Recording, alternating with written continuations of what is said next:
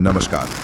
आज हम इजराइल और ईरान के बीच जो ये तनाव बढ़ रहा है उस पे थोड़ी गहराई से बात करेंगे। हाँ बिल्कुल। हमारे पास एक पंजाबी पॉडकास्ट है, रॉकी भाई ब्रेकिंग पॉडकास्ट। उसके कुछ हिस्से हैं और वो जमीनी हालात, मतलब वहाँ का जो माहौल है, उसे काफी नाटकीय ढंग से बताते हैं। हाँ, सीधे तौर पर। तो हमारा मकसद यही है कि इन अंशों से समझें कि अभी हाल में क्या हुआ है। ये जो अलग अलग खबरें आ रही हैं, उलझी हुई सी, और मामला कितना गंभीर है। सही। तो बात शुरू करते हैं एकदम ताज़ा हमलों से। पॉडकास्ट में बताया गया कि कैसे ईरान ने कथित तौर पर इजराइल के शहरों पर, जैसे तेल अवीव, बेरशेवा, वहां बैलिस्टिक मिसाइलें दागी। हाँ, लंबी दूरी वाली मिसाइलें। बिल्कुल। और लोग शेल्टरों में भाग रहे थे।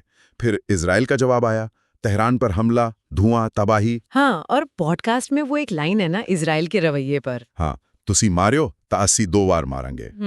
मतलब तुम एक मारोगे तो हम 2 मारेंगे। साफ संकेत। बिल्कुल।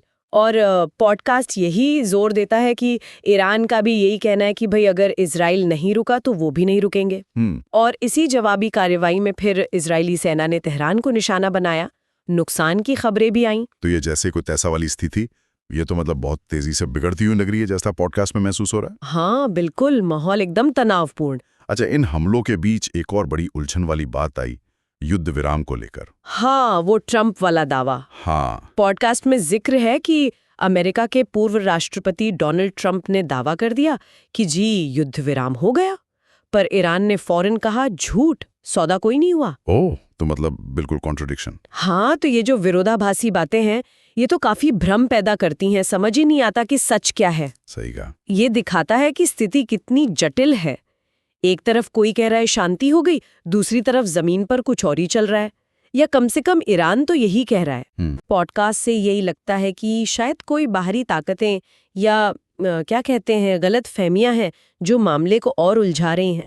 बिल्कुल, अंतर्राष्ट्रीय स्तर पर भी समझना मुश्किल हो जाता है ऐसे में। हाँ। और फिर मामला और बिगड़ गया जब 19 जून को वो एक बहुत ही परेशान करने वाली घटना हुई। आप अस्पताल वाले हमले की बात कर रहे हैं? हाँ, पॉडकास्ट के मुताबिक ईरान की एक मिसाइल ने कथित तौर पर इजराइल के सुरोका अस्पताल को निशाना बनाया। ओ, ये तो बहुत ही गंभीर बात है। जरा सोचिए, वहां बच्चे, डॉक्टर, मरीज सब एकदम दहशत में आ गए होंगे। ये वाकई एक भयानक मोड़ था। पॉडकास्ट भी इस बात को हाईलाइट करता है कि भाई अस्पताल जैसी जगह जो सुरक्षित मानी जाती है, उस पर हमला करना तो अंतर्राष्ट्रीय कानूनों का सीधा सीधा उल्लंघन है। हाँ, और संयुक्त राष्ट्र ने भी इसे एक संभावित युद्ध अपराध तक कह दिया। बिल्कुल।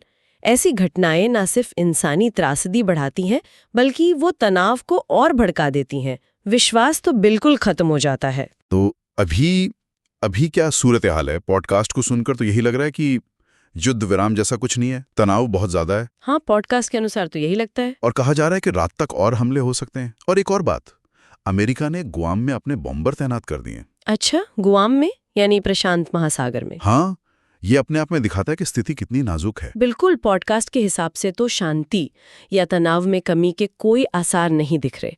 दोनों तरफ से बयानबाजी तेज है, सैन्य हरकतें जारी हैं, और ये अमेरिका की बॉम्बर तैनाती ये इशारा करती है कि बड़ी वैश्विक शक्तियां भी इस पर नजर रखी हुई हैं, और शायद उन्हें डर है कि ये संघर्ष फैल सकता है। तो संक्षेप में देखें तो हमले हुए, जवाबी हमले हुए, युद्ध विराम पर भ्रम बना रहा, अस्पताल पर हमला हुआ, और तनाव अभी भी खतरनाक स्तर पर है। हाँ बिल्कुल, यही तस्वीर उभरती है पॉडकास्ट से। आई पॉलिटिक्स, ईगो ते इंसानियत दिव्या। ये बहुत अहम नजरिया है। यानी ये जंग सिर्फ हथियारों की नहीं है, ये सियासत, अहंकार और इंसानियत की भी लड़ाई है। आम लोगों का खून बह रहा है, इस पे चिंता जताई गई है। सही बात है। अक्सर इन बड़े टकरावों के पीछे गहरी सियासी चालें होती हैं, नेताओं का अहम होता है, और कीमत आम लोग चुकाते हैं।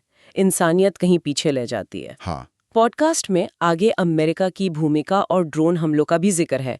शायद वो अगले किसी हिस्से में आएगा। अच्छा। तो इसी रोशनी में हम शायद श्रोताओं के लिए एक सवाल छोड़ सकते हैं। हाँ बिल्कुल। कि पॉडकास्ट जिस तरह लगातार तनाव की बात कर रहा है, युद्ध विराम की पुष्टि नहीं हो रही, तो क्या इसके पीछे कुछ ऐसे बाहरी या छिप